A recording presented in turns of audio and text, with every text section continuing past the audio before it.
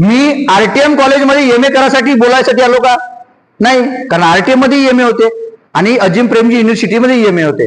मी हे म्हणत आहो की तुम्ही इथून नको शिका, तिथं शिका. काहून? कारण तिथं जर तुम्ही गेले तर तिथून डायरेक्ट पॅकेज घेऊन निघता तुम्ही 8 लाख आणि 10 लाखाचा.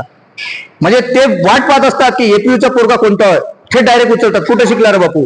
एपीयू मधून एम ए झालं, हा तर ठीक आहे, माझ्याकडे जॉब, इंटरव्ह्यू दे, लागला जॉब.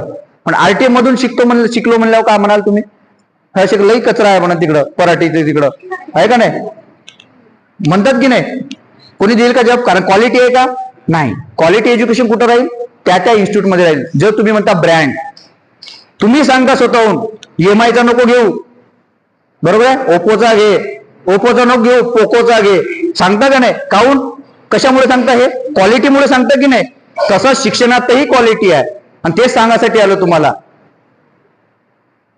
मोबाईल आहे तुमच्याकडे? मोबाईल आहे? हा, मोबाईल काढा आता. कुठे मोबाईल? नाही आहे? घरी गेल्यावर पाहायचं.